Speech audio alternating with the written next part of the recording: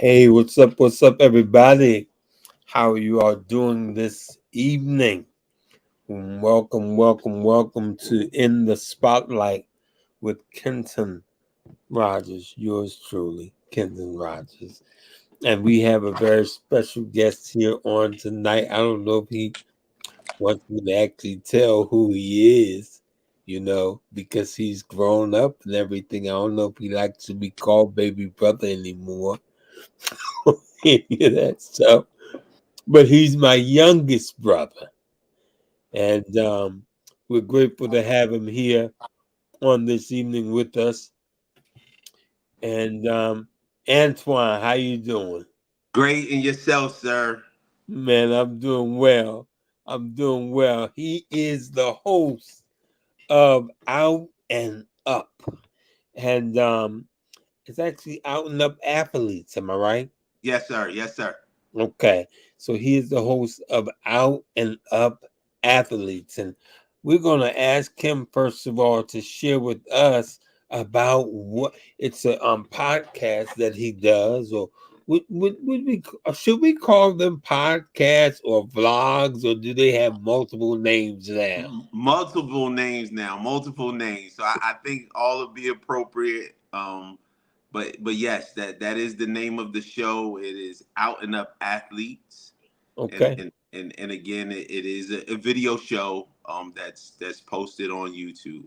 okay, and first and foremost, what was it that inspired you to do this particular program that you do? What was it that inspired you? Oh man, well, definitely for quite some time now, I just have a large heart for mentoring, and so what I took, I think it was birthed out of a place of taking multiple things that I was passionate about. I think there's definitely a connection to my growing and mentoring and working 15 years in law enforcement, working in detention, and so there was just a place where being a former athlete myself and then now a fan today, I've watched so many young athletes kind of just throw their careers away. One, and then the second part would be those that have an opportunity to play on a high level, whether it be high school, college, or pros. Really, I think we've heard the saying like I know for myself, I don't want to be a public success and be a private failure.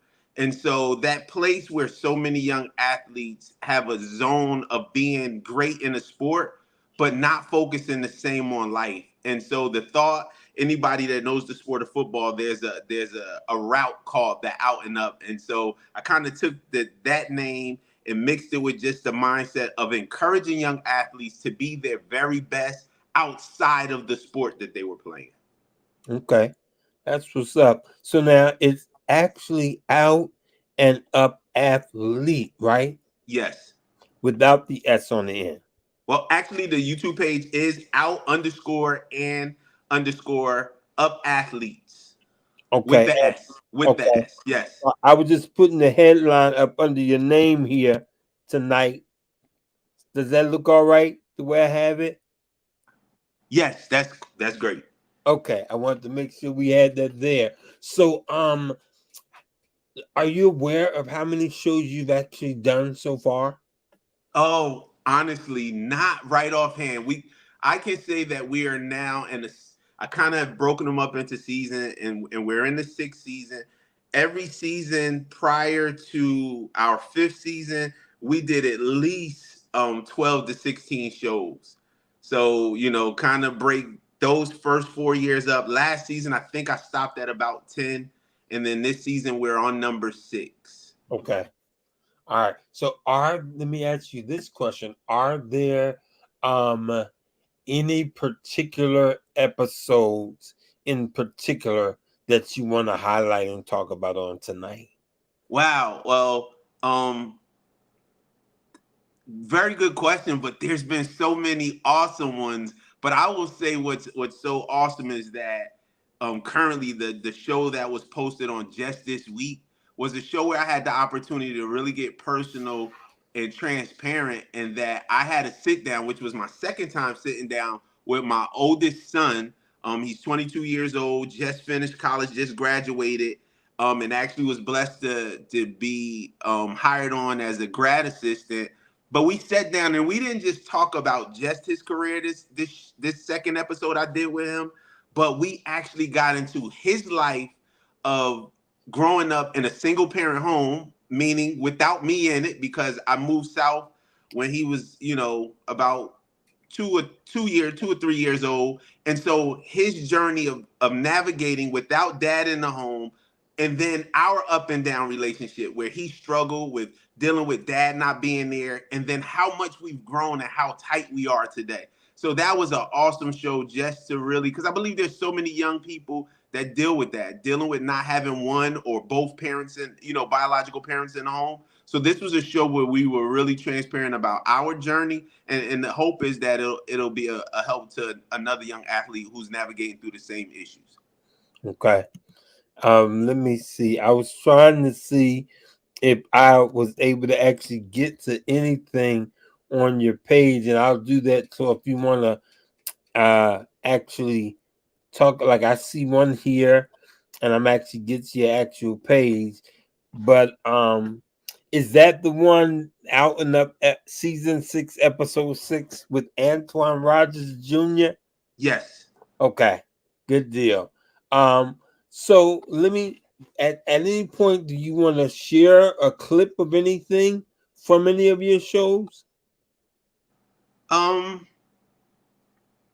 I don't have a specific clip to share. Like I said, this show was definitely one that highlighted that.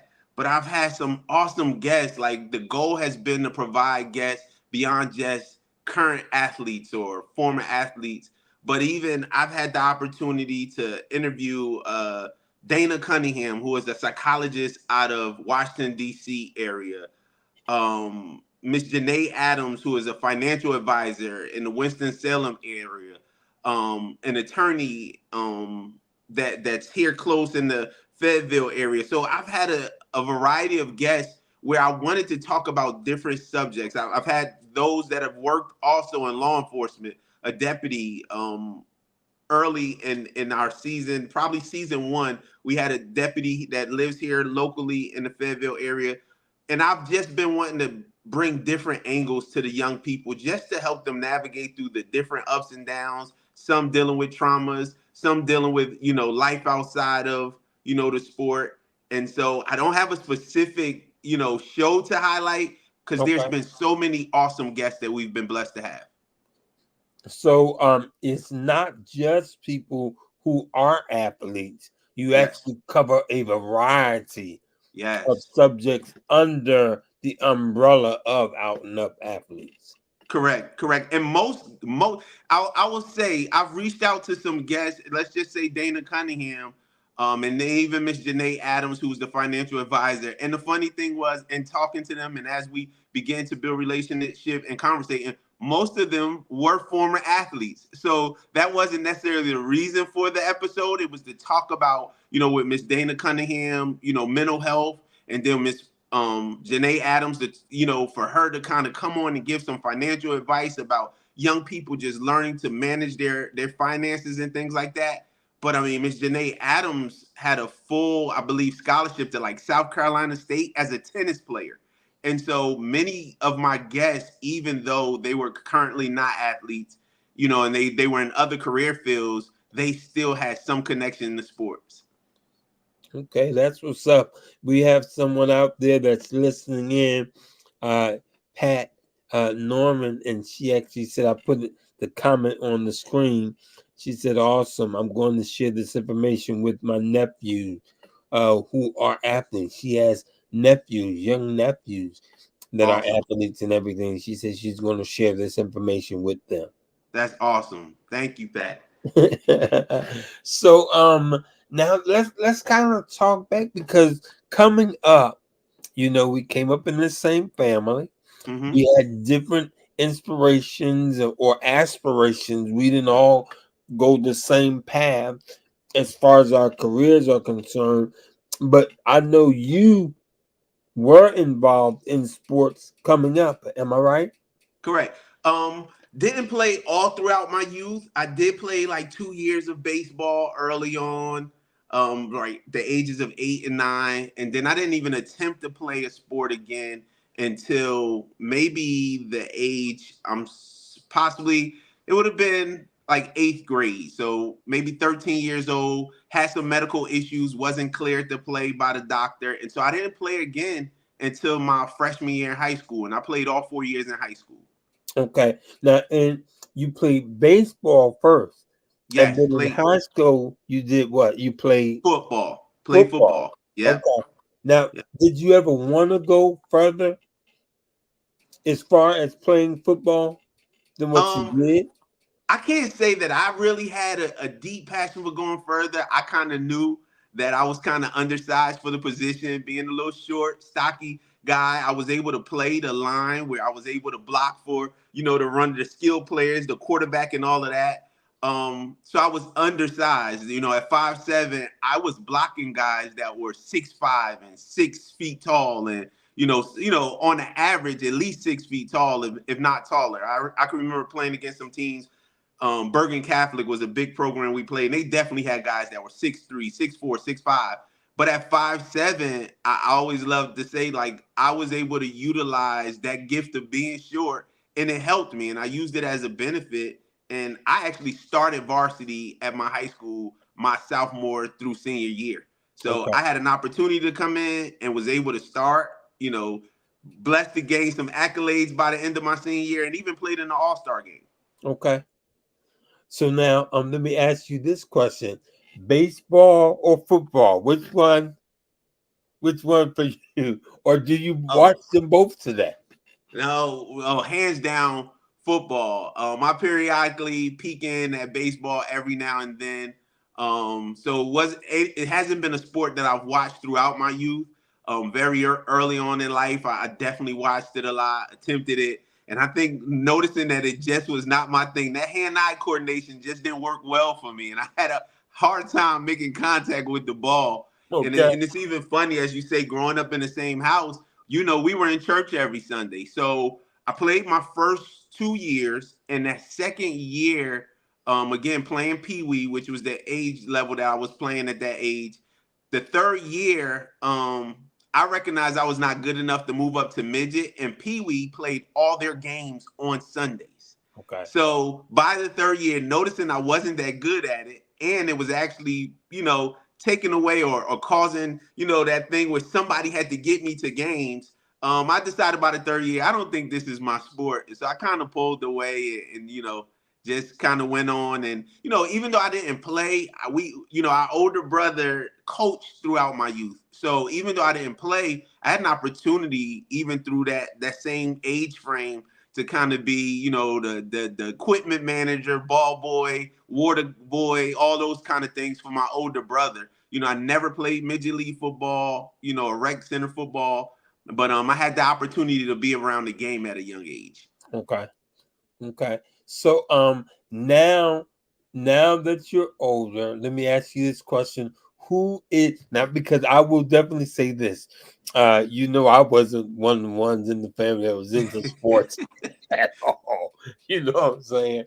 I think I may have played a little baseball, but that's as far as it went for me. I want to say I remember a team called the Koalas or something like that back in the day Okay. from Patterson, and I would go out to the park. I think Andre may have played for them, but I don't think I actually played for them. But Yep. I will ask you this question: um, Who is your team today? Is it professional football? Is it college football for you? Both of them, and if it's both, who is your team? Well, I definitely watch both. I watch college and pros. There's something a little more pure about college sports. However, it is definitely going through some changes right now. So even some of the innocence of college sports, because those that watch college sports know young athletes are now able to get paid for, even playing in college now through something they call name, image, and likeness. So they get endorsement deals, and now there's even a change that I don't have a lot of information on, where colleges are actually able to give the student athletes, money. And back in the day when I was growing up, schools got in trouble for giving any kind of, so a parent could receive a new vehicle and the school got in trouble and may get suspended. Now all of those things are on the table now. You can do all those things. They can get endorsements. You can get local companies around the college to endorse a player, and that is now pulling players to certain schools. So again, I watch both sports. I probably still enjoy college a little bit more. I'm a Florida State. It was funny. People always joke because I never had a lot of teams from around the Jersey area. So in college football, I'm a Florida State Seminole fan, school out of Tallahassee, Florida. In pro football, I'm a Chicago Bears fan.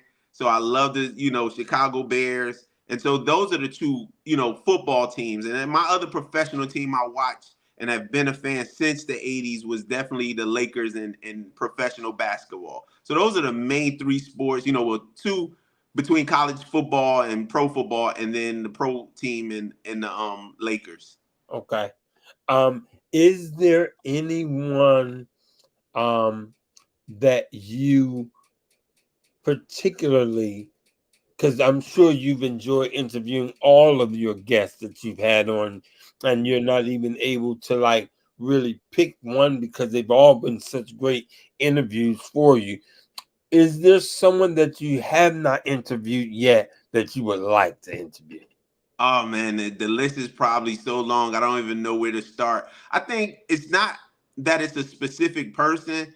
I just want to continue to provide information from athletes who have gone through the journey so young people can see a different variety of different situations. What I noticed is that so many young people, and especially in the inner city, that's their ticket out. And so they put all their eggs in one basket to make it as an athlete. And there's a small percentage, like very small percentage that will make it pro. And then young people don't know what to do with life outside of the sport. So there's been athletes that I've contacted and haven't been able to get in contact with, or some that I've been looking at that have awesome stories where they've gone through different things outside of the sport that I know today their story and what they were able to overcome will help the young person to know that no matter what their situation is, they can overcome it. And if they do not become professional athletes, there's still life outside of the game. So I don't have a name right offhand, but I'm just always looking at athletes that provide awesome stories of overcoming in life as well as in the sport that they've played. Okay. So now, how often does your show come on? Oh, so currently the show, the goal is to provide an episode at least once monthly. In the first four seasons, when we started the season, we would give you a show every week, and like I said, whether it's 12 weeks or whether it's 16 weeks. In the last 2 years, the shows have been a little more spread out, and so the goal is always, as I continue to find awesome guests, to provide a show at least monthly. The first few episodes of this month were like, consecutive, back to back weeks. But in the last week or so, like I said, we just posted a show this week, and within the next month, sometime in June, you will see another show. And again, always the goal is to provide at least 12 to 16 episodes. And I mean, we want to keep it going. There's so many other pieces out and up itself. The initial goal was to provide a video show that provides a resource and information, but there's so many other aspects to out and up in itself as a program. And so we're probably in the next year going to start transitioning to some of the other things, which would be, connecting with some schools. And there's a curriculum in the work. We're working on a curriculum that we want to provide these young people to learn, various skills, whether it's things as such as decision making, some of the overcoming adversity, preparing for college, and balancing being a student athlete, and so the list goes on. So there's a list of things we want to cover. We'll probably, you know, target our middle school age kids first, and then the goal is to grow and reach our high schoolers, and maybe even move on to our colleges and our universities. Okay, that's what's up. So, let's talk real quick, if you don't mind, because at one point you were definitely into music. Yes, sir. and doing rapping and stuff like that. Where you at with that right now? Well, music is no longer a part of my life. I love it still, enjoy listening to music. But yeah, I would definitely say early on in my teen years, I had the opportunity to do a lot of rapping really in the church environment. I was a gospel rapper, and so was blessed to do it, under your ministry that I was under, and continued to do it even when I moved south in 2003. Finished the CD with some other awesome brothers that I was connected with at a church in Sumter, South Carolina. And it was something we just never pushed out. We always laugh about it. I still have copies of the CD. When we listen, I'm like, man, I believe if we really had pursued it or really just, continued in what we were doing. And I mean, I'll be honest, actually, it was just the transition of me moving to North Carolina and one of the gentlemen being military. So we went in different directions. We didn't really get to follow through with pushing the project. But I really had a love for writing, and as well as just the ministry part of, as a gospel rapper. And so that kind of just passed around the 2007, 2008 areas. Life went on for all of us. We kind of went in different directions. And so the music thing just kind of fell through. Okay. Are there outside of that then, and outside of um out and up athletes and things that you just mentioned, are there any other things that you have that you want to actually get done? I mean, I believe that we are all spiritual beings having a human experience. Are there other things that you actually want to experience during your time here in this earth realm? Now, I'll be honest and say, like, it's all kind of within that circle. Just every opportunity I have to kind of impact the lives of our young people. I think there was just something pressed upon me in 15 years of watching so many young people make bad decisions, really just because they didn't feel like they either had hope or didn't have the guidance. And so working in detention for those years, it really pressed the whole mentoring thing. So anything connected to like building programs for local communities or communities across this country, any opportunities I have to speak, haven't done a lot of traveling, but I had the opportunity right before COVID shut everything down. I was able to go back to my elementary school 13 back in Paterson, New Jersey, and I spoke there to some 6th to 8th grade young males there. And so that was an awesome opportunity to go back to my elementary school and speak then. I've been able to volunteer for a program we have with the court system called Teen Court here in the Fayetteville area. And so I speak to young people. Two of the subjects I kind of cover is anger management and decision making. And so I've been able to speak with the different groups, whatever kids have to come through that program. I've been able to speak to them, and I've been volunteering for that program probably for the last like 2 years now.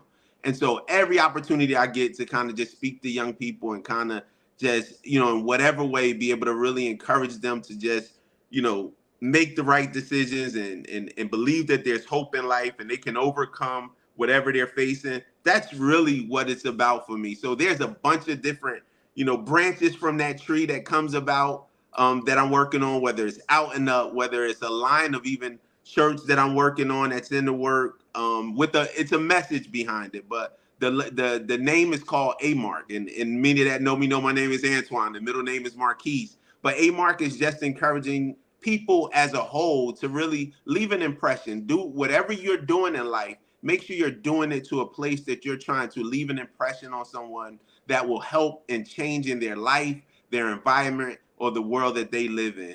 And so that is something that's new and in the works. The store is not quite open. We do have some shirts that we've completed. And so that's another project that I'm working on. But all of it is tied into just really, again, just touching lives of people, encouraging young people, and just being an example as I'm here, and doing the things that I believe God has for me to do. That's what's up. That's what's up, Angela. I want to say, well, before I say what I was about to say, um, is there a way that if someone wants to get in touch with you, how would they get in touch with you? Um, well, in regards to contact, I am on Out and Up Athletes is on Instagram. So whether you're DMing me on there, I guess I can leave the information with you. But whether it's a direct contact through email, we also have the email address, which is my actually just my personal email, Antwan Rogers at yahoo.com if they're interested in speaking to me. So yes, I'm on Instagram. We're on most outlets, Facebook. And Okay. so again, just Antwan Rogers on Facebook. And I can be reached, through a personal message, instant messenger through any of those two outlets. Okay, sounds great. So if you actually give me those links, even once we go off of here, I'll Hmm. make sure that I add them to this particular segment and everything like that. So if anyone wants to, they will see it and they can just click on them and get to you as far as that's concerned. Appreciate it. Um, well, the last thing I want to say is I want to say thank you very much for agreeing to come on and be our special guest on In the Spotlight. It's And it's it's a pleasure. I appreciate you for the opportunity. yeah, we definitely appreciate you coming on. Uh, you have the mic, so if you have some encouraging words or some closing words that you want to give to those that are listening, some are listening now, some are going to be listening for years and decades to come. They'll catch it. So if there's something that you want to say, take us out. You know, with whatever you want to say to the people. All right. So again, thank you, bruh, for allowing me to be on it. It's definitely a pleasure to be on with you. In many ways, you were definitely a big part of what I was able to do from the music standpoint. I believe there's a piece that each one of my siblings have played in my growth, and you definitely were a part of my spiritual growth at a young age. And the blessing is we get blessed with people in our lives to kind of pour in foundation, and I thank God for the foundation I was able to get from whether it's mom to then and I've been able to grow in my own personal relationship when it comes to my faith.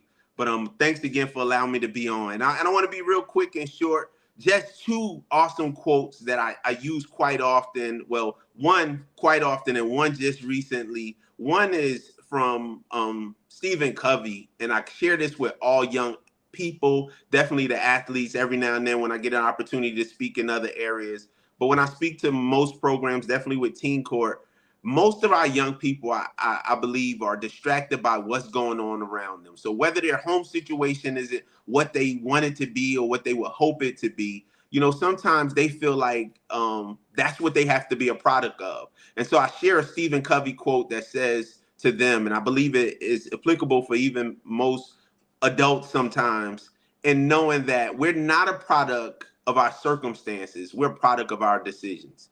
And so for our young people, I always just like to share that because I've found that so many of our young people are shaped by what they see. So if my home situation is that of where there's a lot of crime, a lot of violence, a lot of domestic violence and toxic situations, then that's the life that I have to live. And we'll see that, from the sports standpoint, we see that go all the way up into professional sports where professional athletes are getting into a lot of trouble, legal trouble, drugs and domestic situations at home. And a lot of times it's because they didn't address issues at a lower level. So I like to leave that always with our young people. But then so many other people feel like they have to be shaped by or they react to what's been done to them and what they've gone through. And it's a recent quote that I've been standing by, and I want to finish with this one. And actually, the name of the person that gave this quote, it slipped my mind, but the quote that says, "Life is 10% what happens to us, and 90% how we react to it." Understand that life is about how you react to situations. If you don't let a situation dictate your future, you can take full control by how you react to it. So my goal to young people is just to know things may not be the way you want to, but you have the power to still dictate what happens to you in your future. So believe that you have hope, know the options that you have, reach out to those that are around you that are being positive examples, and make sure you surround with people that are really about helping you get to that next level. So thanks again for allowing me to be with you, bruh, in this opportunity. I appreciate you. Thank you very much. I appreciate you as well. Let me close out the show, but stay with me. I'm going to take you off the screen in a second so I can handle some other business, and I'll be right with you in about 2 minutes in the green room. All right. Oh, yes, sir. Thanks again. Thank you, everybody, for tuning in tonight to in the spotlight with our special guest, Antwan Rogers, the host of Out and Up Athletes. I want to say I said that right. Yeah, I hope I said it right because I know I said it right earlier. Yeah, Out and Up Athletes. And thank him for being with us on tonight. And we have some more shows coming up this week, so be looking out for us. I want to take care of this real quick. Hello, this is Pat from the DMV, and I support In the Spotlight with Kenton Rogers. Hi, I am Emmanuel Du, a gospel recording artist from Nigeria, and I support Kenton Rogers in the spotlight. Oh. Thank you all very much. It's been a wonderful time. I love you all, and I'll see y'all real soon. God bless and peace out.